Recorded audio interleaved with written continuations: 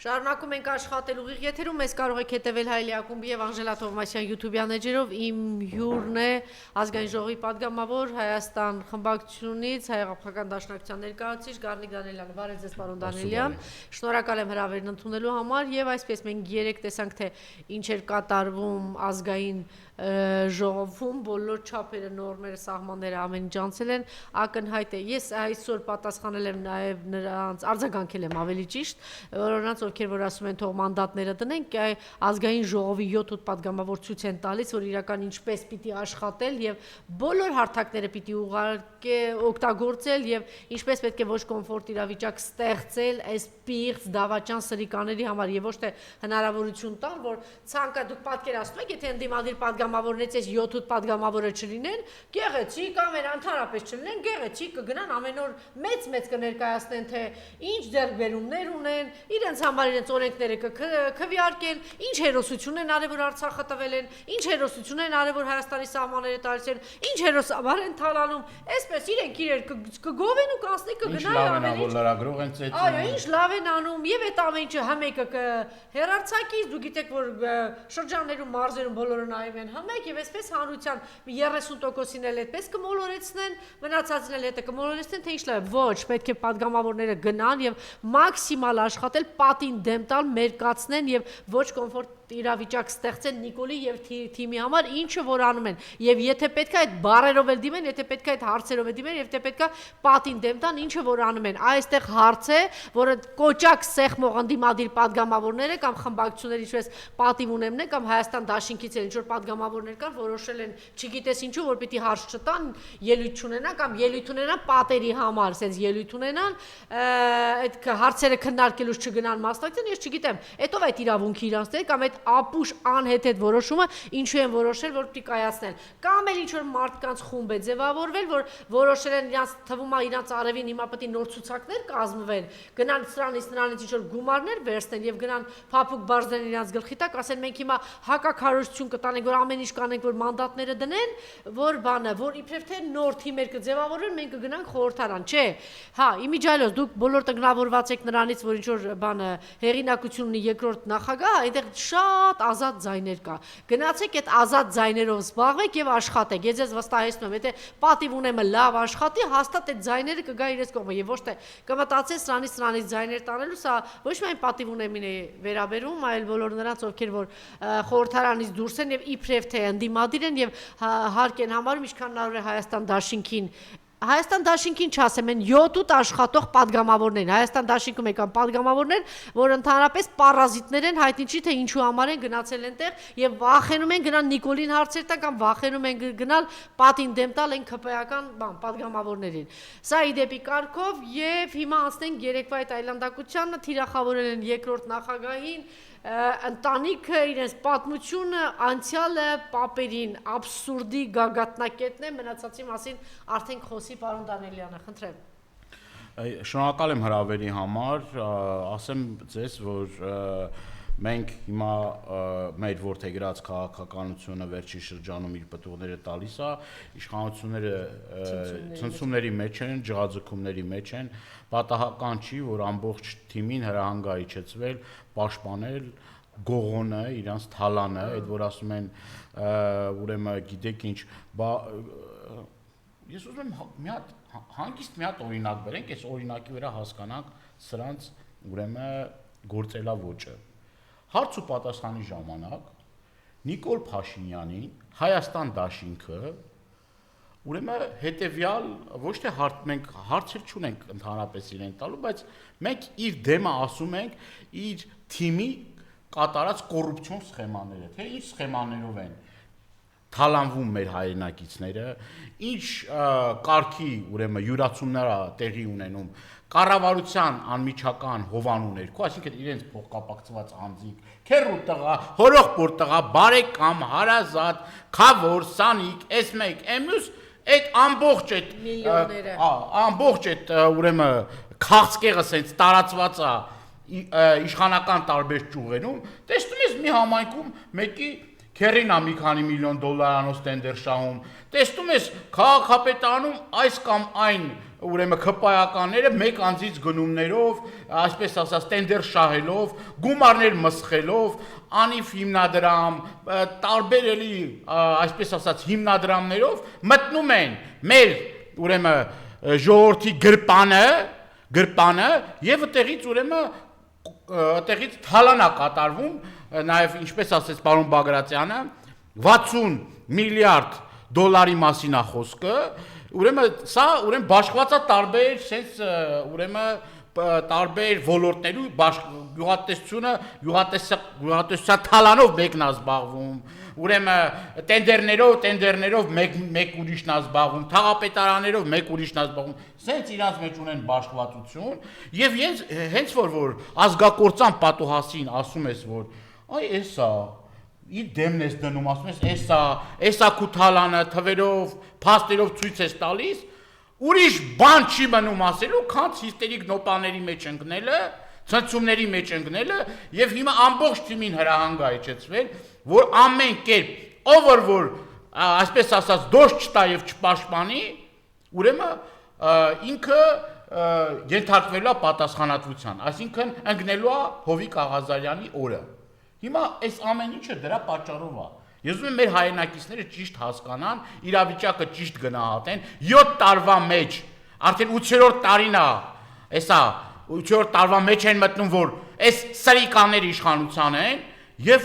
որևէ մի բան չեն արել, հակառակը երկիրը կործանել են, երկիրը ավիրել են, երկիրը թալանել են։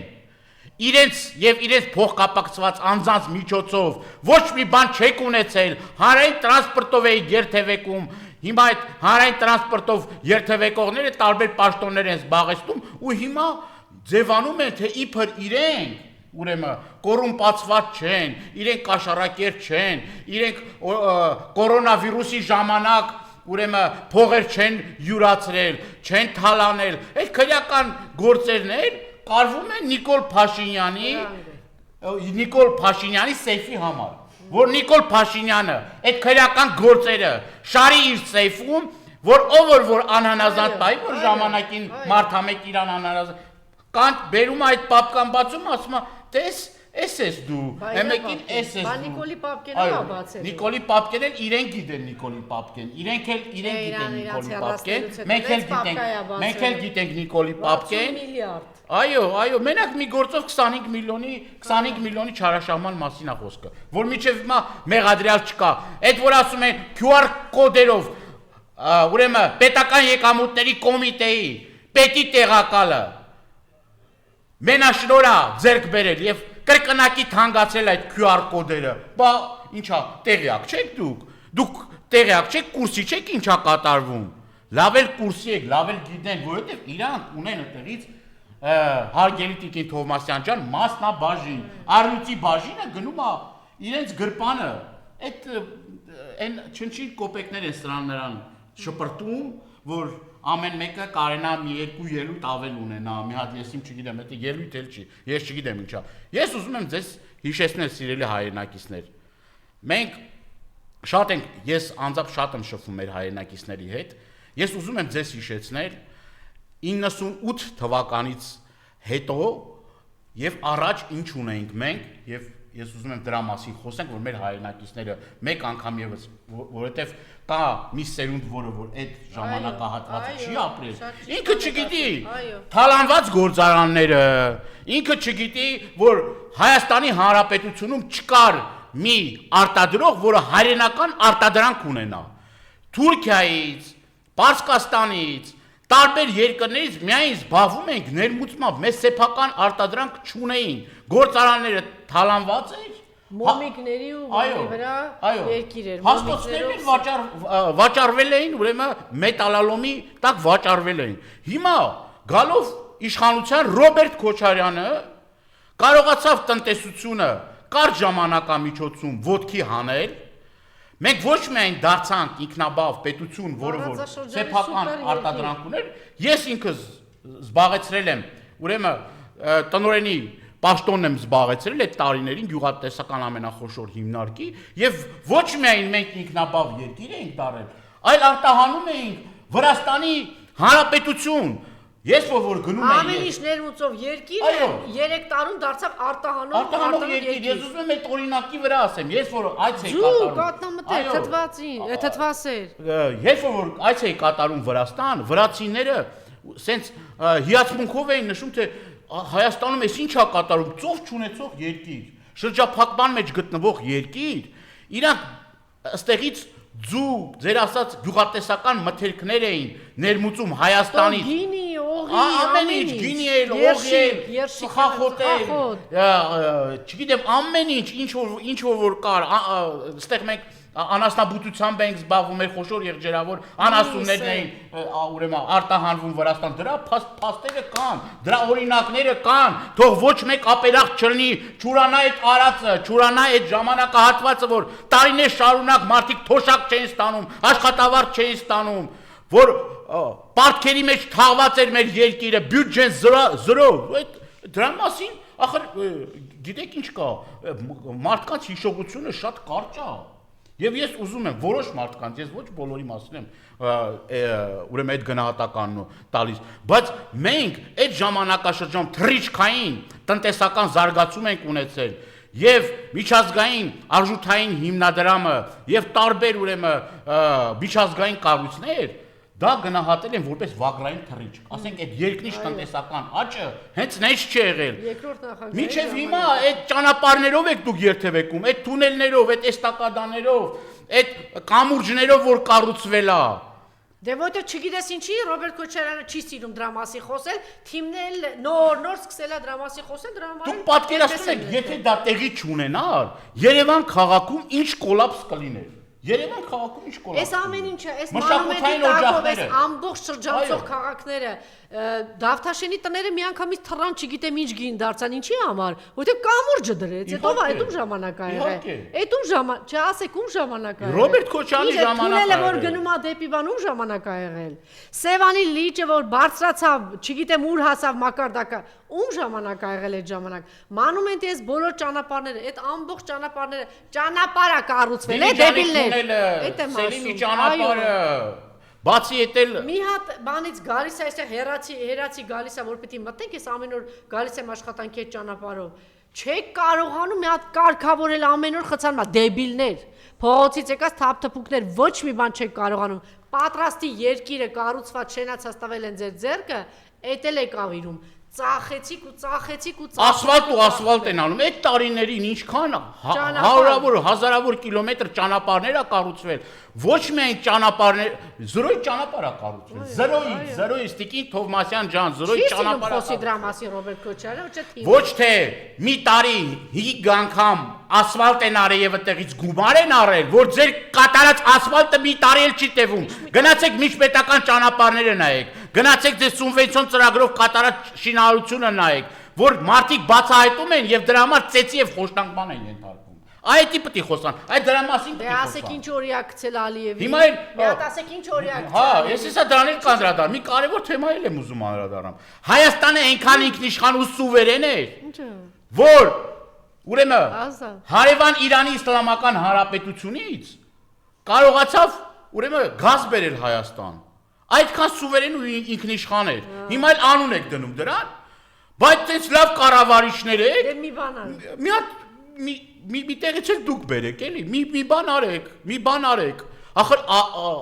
կատարած աշխատանքը զրոացնել ես ուզում եմ նաև արտաքին մեր հարաբերությունից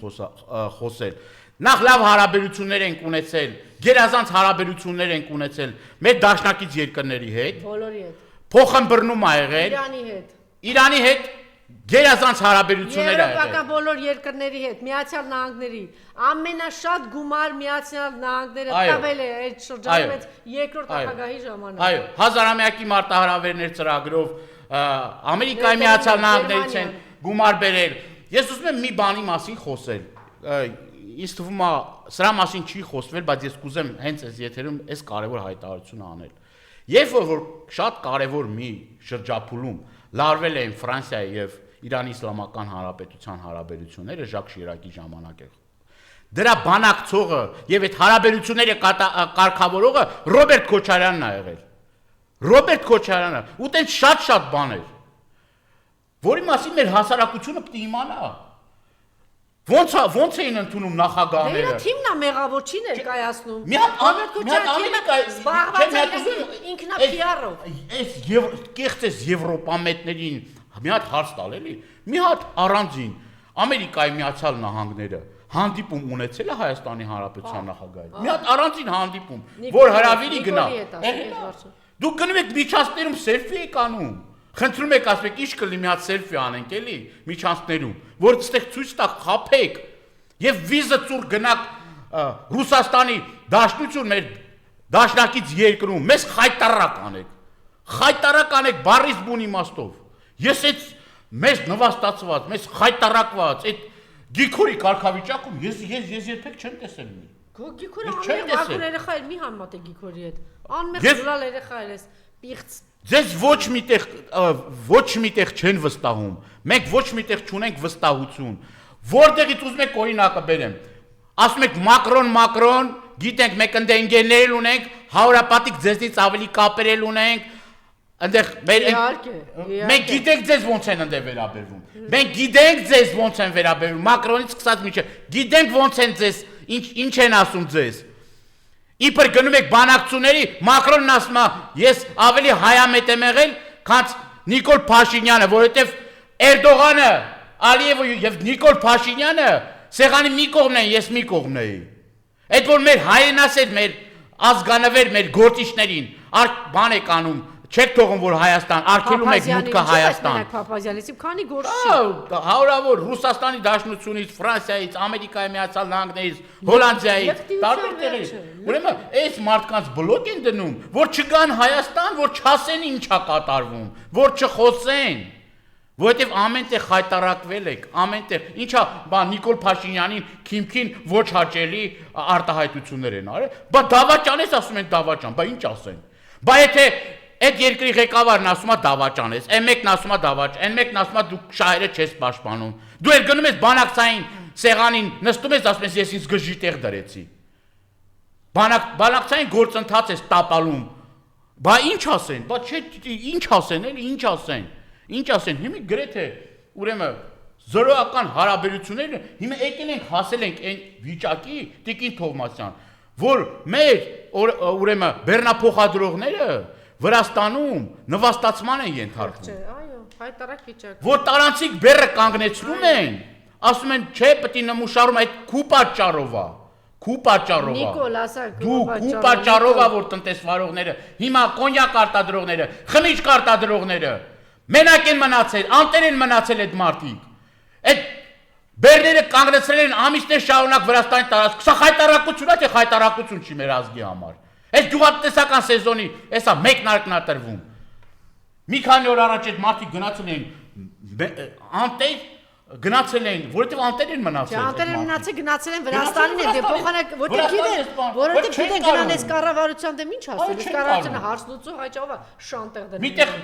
մեր վարորդներին ուրեմն մի քանի օր առաջ էլ աչքովս ընկա, որ Իրանի Իսլամական Հանրապետությունը խոշտանգման ենթարկել։ Սա խոսում է նրա մասին, որ մենք պետություն չունենք, դիվանագիտություն չունենք, պետություն չունենք։ Հողին է հավասարեցել։ Կարգարմակայանները չկա, գոյություն չունի, հողին հավասարացած վիճակը։ Ցեղասպանությունը урացան, հաղթանակները урացան, Արցախը урացան, Շուշի ազատագրումը урացան։ Հիմա հասել են հայրենական մեծ պատերազմի урացմանը։ Ու ովքեր են խոսում բանա, այն մեկն էլ կա մարդամեկը կային, Գյորբագյորը, ասում է ես տեղեկություններ ունեմ, ասում է որ բանա ազատ անկախ միացյալ Հայաստան պիտի ստեղծեր Հիտլերը։ Հիտլերը զանգել է Գյորբագյորին, ասել է, գիտես ինչ կա, Գյորբագյոր ջան, այն որ ասում է հաղթում ենք։ Մենք ծովից Հայաստան ենք ստեղծելու ու շատ իր կլնեք այդտեղ էլի բան կանեք։ Էս ինչ տգիտություն է ու դա ոչ թե սա պատահական չի արվում։ Ես ուզում եմ էլի առիթ օգտագործենք, մեր հայրենակիցներին ասենք, որ սա պատահական չի։ Սա թիրախավորում է հայ ժողովրդին, որովհետև հայ ժողովուրդը ծանրակշիռ մասնակցություն է ունեցել հայրենական մեծ պատերազմին, այդ գեներալների, մարշալների անունները անցած անգամ մենք տվել ենք, հիմա էլ հանրայինի այդ, չգիտեմ, այդ քարոզիչները, արա դուք այս երկրի ժողովրդի հետ ինչ կապ ունեք, այս ոնց եք մեր պապերի հաղթանակը նվաստացնում, զրոացնում, Ոնց է այդքան արյունը որ թափվել է մեր 300,000 մեր հայրենակիցների արյունը թափվել է ուրեմն ամենահրաշալի մասնակցությունն ենք ունեցել մենք, ամենաակտիվն ենք եղել, ամենակարևոր դերակատարն ենք ունեցել սովետակ փոխանակ հպարտանան, ասում է բանա։ Ինչի Արցախի ազատագրումով հպարտացել են, մեր հերոսներով հպարտացել են, երկու հանրապետությունով հպարտացել են, Կոնջյանը կանգնում ասում է բանը, այդ ինչի մենք ինչ էինք, որ երկու հանրապետությունները, այ բոմժ, դու հələ ռադեղի գնա, տեսեն նախկինները ինչ էին, նախկինները բա ոնց պահեցին։ Չէ, խիռադրնի։ 30 տարի ոնց պահեցին։ 10 միլիոն աշխատավարձ ստանում կինը, խիռադրնի, որտեղ ռադրնի։ Չէ, թուրքերին կարելի է իրանք ասել մեզ թուրքերին հանդուրժում է աշխարհը, որ 3 հանրապետություններ են, արդեն Կիպրոսը համարում են իրանց 3-րդ հանրապետությունը, բանը մենք պետք է չունենք, մենք ունեինք, երկու հանրապետություն ծաղկող, փայլող, զարգացող հանրապետությունն ենք, տականք։ Այո, եւ ախր գիտեք ինչ կա, մարդուն ղեկավարի աշխատանքը չափում են իր ժամանակահատվածում կատարված աշխատանքը։ Որտեվ լավ չի ներկայացնում, երկրորդ նախագահի թիմը չի ներկայացնում, այսօր ինչ տնտեսական զարգացման, Տիկին Թովմասյան ջան, անվտանգային ուրեմն համակարգ ստեղծելու, այդ բայց ձեր սիրուն աշկերի համար քիչ են մի հատ ավտոմատ կալաշնիկով ձեզ բան անում, ուրեմն օգնություն տալիս, որտեվ դուք ուրեմն նորմալ պարտնյոր չեք։ Ժամանակին այդ զենքերն էլ են տրվել, չէ, որպես օգնություն Հայաստանի Հանրապետության, այդ զենքերն էլ են տրվել։ Այդ որ Ալիևը ասում է 5 միլիարդի ուրեմն զենք ենք վերցրել, դա պատահական չի, չէ։ Պատահական չի այդ թվերը։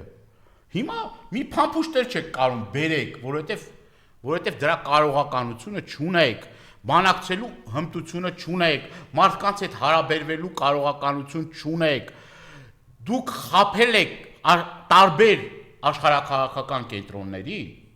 խաբել եք բոլորին, ստեղ մի բան եք ասել, այնտեղ մի բան եք ասել, գնացել եք վերջում եք Արցախը ճանաչել եք Ադրբեջանի կազմում, մեկ եկել եք մունատ եք գալիս։ Հիմա Արցախ բառը չեք սկի արտաբերում։ Ձերից մեկը որ Արցախ բառը օգտագործում պատահական, 100 անգամ ներողություն ա խնդրում, 100 անգամ։ Հիմա էլ ձեր նպատակն է, որ արցախցիները ստեղից արտագաղթեն։ Էտա ձեր պլանը, արցախցիները արտագաղթեն եւ ստեղ ով պիտի գա, սիրելի հայրենակիցներ ջան, ադրբեջանցիները, թուրքերը եւ ադրբեջանցիները։ Ուշադիր, խնդրում եմ, լսեք այս խոսքերը։ Սրանց նպատակը Հայաստանը հայաթափելն է, սիրելի հայրենակիցներ ջան։ Մենք այդ հարցերն էլ ենք տվել, այդ բաներն էլ ենք ասել, այս տարածքային նոր զիջումների մասին էլ ենք խոսացել, այսինքն սա բացի աղետից, սրանք բացի աղետից։ Նորմալ որևէ մի բան չեն կարող անել, անտեր են թողալու, գյուղացուն ինչ է կարել, անտեր չեք թողել գյուղացուն, որ հիմա ձեր հակակարկտային կայանները չի աշխատում, կարկուտը խփել են, որ կարկուտը խփաստեղն է խփում, գյուղացու ամբողջ բերքը ավիրել է գյուղացու։ Մեր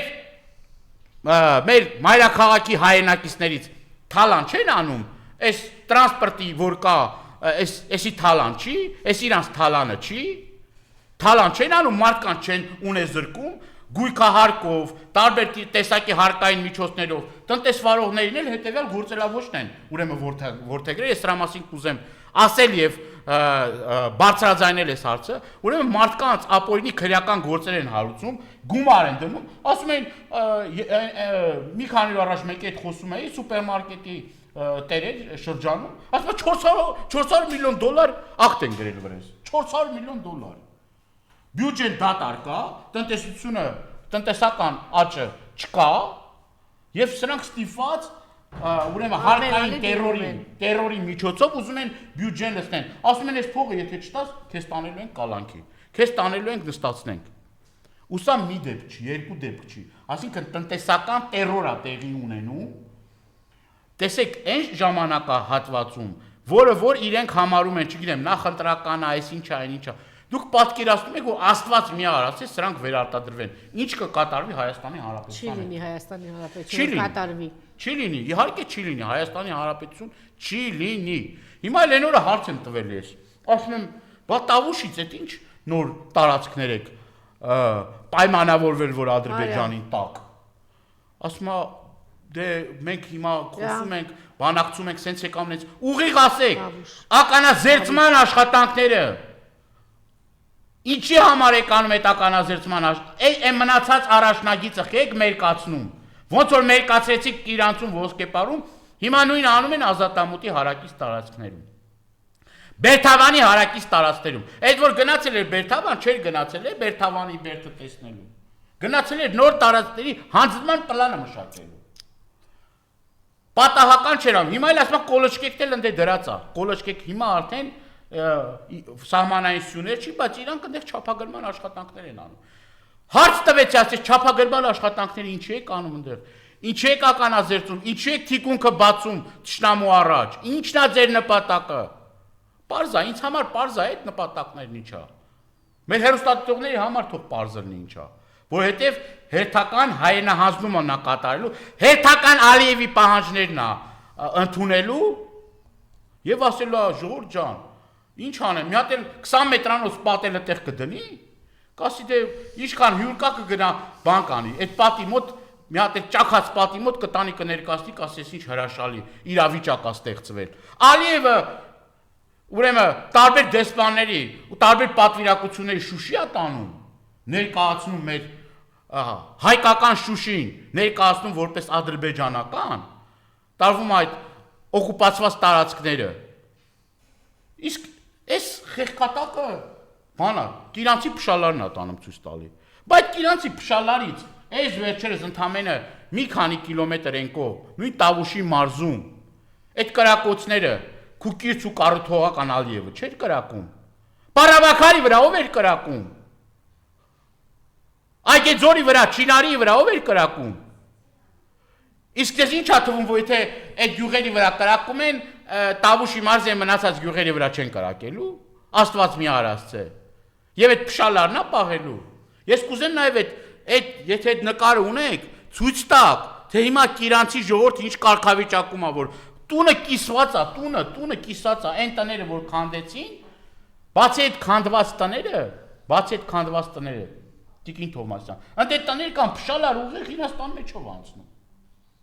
Փշալարը, իսկ Ադրբեջանը մի քանի շերտ պաշտպանություն է ստեղծել։ Պաշտպանական մի քանի շերտ պաշտպանական գիծ է ստեղծել։ Կանք Արսեն Թորոսյանի երեկվա այդ որ ով որ մեզ ասի թուրք, նախտի կողնորոշվեն, մեկն ասում է թուրք բառից չեմ հրաժարվում, հիմա ով որ ասի թուրք իրա հետ հիմա օրինակ Նայրա Զորաբյանն ասեց այս մարտը հայոյեց Նիկոլի հորով, մորով, ընտանիքով հանդերձ։ Մարիամ Անձեռոցիկ փոխանցի։ Հիմա տեսեք էլի, հետաքրքիր մի բան է կատարվում։ Նիկոլ Փաշինյանը ասում է, որ ես թուրք բառից չեմ վիրավորվում, ընդհակառակը ուրախանում էլ է, շնորհակալ եմ, ուրախանում է եւ հաճույք է ստանում։ Դրանից հետո գնում է Էրդողանի գիրքը, գրկում է գերջանկացած մի սենց հապարտությամբ այնձևի պինդ գրկել է այդ Էրդողանի նկարով գիրքը, այս մի խեղկատակն էլ, չգիտեմ, իրան թույլ է տալիս վիրավորել մեր ժողովրդի երևի 80-90%-ին։ 99%-ին։ Իմ գնահատմամբ մի 80-90%-ը առնվազն համարում է իրենց դավաճան։ Իրենց համարում է եւ դավաճան, եւ Ողատու, թուրք, այո։ Այսինքն դուք մտածում եք, որ այսինքն ես այդ տրամաբանությունը չեմ հասկանում, սրանք ոնց են էլի մտածում։ Օրինակ չեն հասկանում, որ իրենք արդեն վերջացել են, չկան գոյություն չունեն։ Նիկոլ Փաշինյանը մի օր նստելու է կառավարական ինքնաթիռը փորձի ճողոպրի։ Տենց կարծում եմ, որ տենց նպատակ կունենալու ճողոպրի։ Իրանք այս երկրում են մնալու։ Բայց դուք պատասխան չեք տալու ձեր հայտարարությունների համար։ Այդ մարդիկ հիմքերը ունեն ձեզ մեղադրելու, որովհետև դուք Արցախ եք հանձնել, Արցախը ճանաչել եք Ադրբեջանի մաս, դուք դավաճան եք, թուրքը կարար մենակ նման բան անի, դուք անհայրենիք եք, դուք նամուս թասիբ չունեք, Արցախը հանձնողը դավաճան է, իսկ որ եթե այդ մարդկանց մեղադրում եք, տականքաբար, այդ մարդկանց գերեզմաններն ու շիրիմները Արցախում են գտնվում, այդ մարդկանց ծնողների շիրիմները Արցախում են գտնվում։ Այդ թվում նաև իմ բարեկամների, հարազատների շիրիմներն են այնտեղ։ Մեր մարտական ընկերների, որոնք որ ձեր սիրելի ադրբեջանցիները հիմա պղծում են այդ գերեզմանները, շիրիմները քանդում են։ Եվ դուք անթասիբ աննամուսի նման գնում եք ու բան եք անում։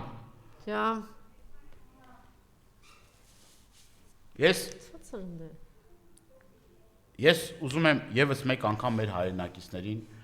հետեւյալը ասել. սիրելի հայրենակիցներ ջան,